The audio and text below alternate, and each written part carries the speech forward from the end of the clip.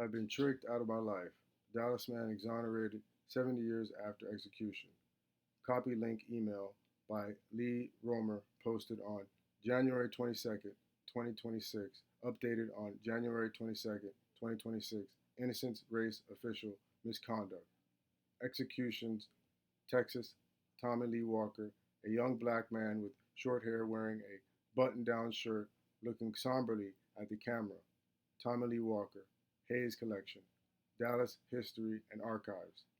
Division, Dallas Public Library. September 30th, 1953 was an eventful night for 19-year-old Tommy Lee Walker. After catching a ride home from work at 6 p.m., he didn't have a car. He spent a few hours with friends in Exile Park near his home in Dallas. He then visited his girlfriend, Mary Louise Smith, who was 9 months pregnant. It seemed like the baby would come any minute. And sure enough, Mary Louise went into labor that night. Their son, Ted, was born in the early hours of October 1st. Yet, despite the many witnesses who saw Mr. Walker the evening before his son's birth, infamous Dallas District Attorney Henry Wade prosecuted Mr. Walker, who was black, for the rape and murder of a white woman that occurred 3 miles across town that same evening. An all white jury convicted Mr. Walker and sentenced him to death.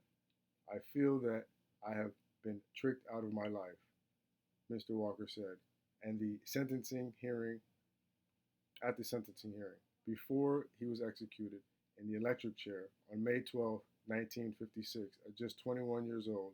He used his last words to proclaim his innocence. Tommy Lee Walker, a young black man looking down and closing his eyes as he was fingerprinted by a white man in a tie. Tommy Lee Walker arrested for the murder of Venice Parker, Hayes Collection, Dallas History and Archives, Division, Dallas Public Library. 70 years later, on January 21st, 2022, Dallas County officials formally exonerated Mr. Walker in a historic resolution. The resolution acknowledged that Mr. Walker's arrest, interrogation, prosecution, and conviction were fundamentally compromised by false or unreliable evidence, coercive interrogation tactics, and racial bias, which represented egregious violations of Mr. Walker's constitutional rights. The death of Venice Parker, a 31-year-old store clerk, immediately became a flashpoint in a segregated city that had abounded all summer with rumors of, quote, Negro prowler targeting white women. A police officer claimed he heard Miss Parker identify her attacker as, quote, a Negro before she died, despite the fact that her throat had been slit and other witnesses said she never spoke. According to journalist Mary Mapes, whose 2016 article set in motion the legal reevaluation of the case, police rounded up dozens of black men who had absolutely no connection to the case. One of them was Tommy Lee Walker. When he arrived at the precinct for questioning, he saw police officers beating a black man. According to current Dallas County Commissioner John Wiley Price, who joined the resolution, the Ku Klux Klan was, quote, basically rampant in that era, and its members included homicide. Bureau Chief Will Fritz, Captain Fritz, interrogated Mr. Walker for hours without an attorney, telling him that the police had evidence confirming his guilt and he would face the death penalty if he didn't confess. Mr. Walker signed a confession, but almost immediately recanted. There was no other evidence against him. Following Ms. Mapes' article, the Dallas County District Attorney's Criminal Integrity Unit, the Innocence Project, and the Civil Rights and Restorative Justice Project at Northeastern Law worked together to investigate Mr. Walker's case. They uncovered evidence that DA Wade had systematically struck non white jurors with withheld exculpatory evidence from the defense and made inflammatory statements such as telling the jury during closing that he wanted to, quote, pull the switch on Mr. Walker himself.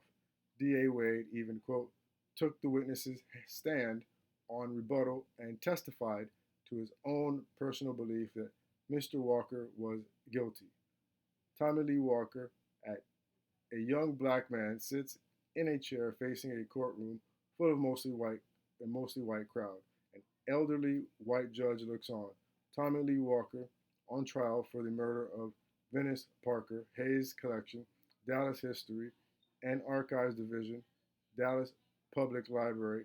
Mr. Walker's trial was only 3 years into DA Wade's 37-year tender, but his flawed and unfair prosecution tactics in the case were not an anomaly. An internal memo years later revealed DA Wade instructed prosecutors to strike, quote, Jews, Negroes, Dagos, Mexicans, or a member of any minority race from juries. Data from the National Registry of Exonerations indicates that Mr. Walker is at least the 35th person convicted by DA Wade to be exonerated. Among them is Randall Adams, who gained nationwide attention as the subject of the documentary The Thin Blue Line. Mr. Adams came within 3 days of execution before he was exonerated in 1989. Mr. Walker's 1956 execution drew anger and sorrow from the black community of Dallas that lingers to this day. Walker is dead, but he will live forever in the minds and conscience of those who have the ability to reason, wrote Marion Butts, publisher of the black newspaper, the Dallas Express, after the execution, as Miss Mapes reported.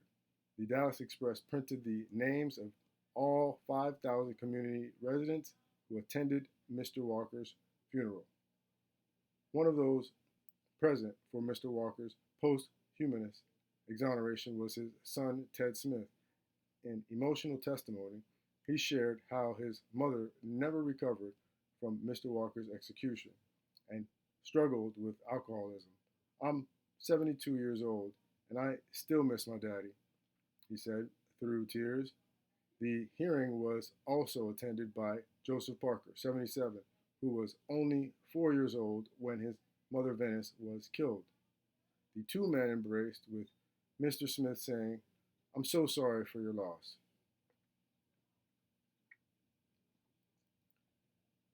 This county deems it a moral obligation to acknowledge the injustice surrounding the conviction of Tommy Lee Walker, confront history, and affirm Dallas County's commitment to justice for all persons, whether living or deceased.